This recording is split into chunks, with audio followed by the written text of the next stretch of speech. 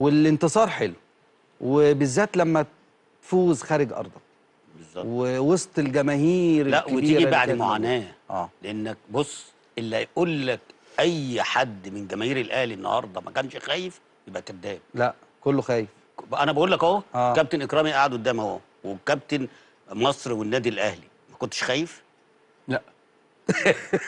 ايوه انا قلتها الحلقه اللي فاتت، قلت لا معلش، إن إحنا انت تقول وهنرجع بص بالكاس يا حبيبي، ماشي انت تقول انما الواقع في اول نص ساعه وهم كمان بعد ما جابوا الجون يخوف. هم ما عملوش حاجه غير الجون اللي جابوه، والكره ثابته وجت جون. وانت ما عملتش حاجه خالص. لا ازاي بقى؟ زي الناس. الله. ما انا بقول لك بص، احنا هنتكلم كوره يا كابتن، بس لا ده ما كانش فيه كوره فنيات خالص يا كابتن. سيبك بقى من الفنيات خالص. انت محمد ابو سويلم النهارده النهارده يعني محمد ابو سويلم النهارده ما كانش فيه كوره في الملعب. ما تقوليش ايه محمد ابو سويلم؟ يعني الرجوله والجدعنه والاصرار ما فيش كوره فيه. ما هي دي سمه لعيبه النادي الاهلي طول عمرها يا حبيبي. ماشي، ما احنا بنقول ايه؟ اصل انت بتقول لي لا النهارده، لا احنا، لا هم كانوا هنا في الماتش اللي هنا احسن من هناك بكتير. احنا مش عايزين نتكلم على فنيات دلوقتي. لا، ما انا بكلم الكابتن. انت النهارده اللي كسبك الروح بتاعت اللعيبه طبعا. وانا عايز اسال سؤال بس، هي الروح ديت احنا اكتسبناها ولا موجوده عندنا؟ لا موجوده طبعا في النادي الاهلي على طول. على طول موجوده الروح ديت، والكابتن رضا يعلم. بس انت كنت خايف النهارده انما هتقول لي مش خايف يبقى انت لا انا بقول لك ما كنتش خايف. هو يعني بصراحه ده الجون دخل وقع تحت الترابيزه. لا مين اللي وقع تحت الترابيزه؟ ما تتكلم عادل يا رضا.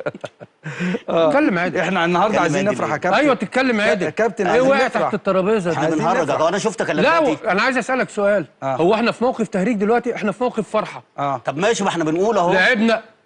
انا بقول لك انت خايف. لعبنا وحش. بتقول لي لا مش خايف. لعبنا وحش، لاعيبتنا وحش، مدربنا وحش، لكن خدنا الكاس. كابتن اكرامي عايزين نفرح يا كابتن اكرامي. ايوه انا فرحان. بعد اذنك يا كابتن اكرامي، انت فرحان؟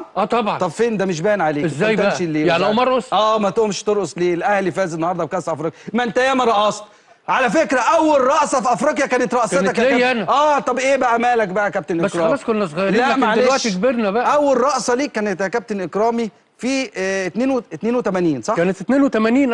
رقصت انت وكابتن مصطفى يونس. كل اللعيبه رقص. كله كان بيرقص. بص هي وكله كان فرحان. روح النادي الاهلي كابتن رضا يعلمها جيدا.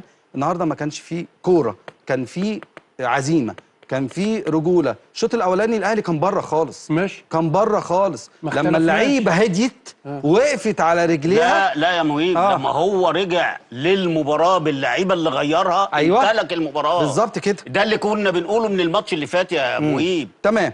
واخد بالك؟ بس انت هقول لك على حاجه، هو لولا التغييرات بتاعت قفشه والسوليه ومحمد شريف انت كنت هتروح للجون؟ ما كنتش هتروح للجون ولا تستحوذ ولا تضغط.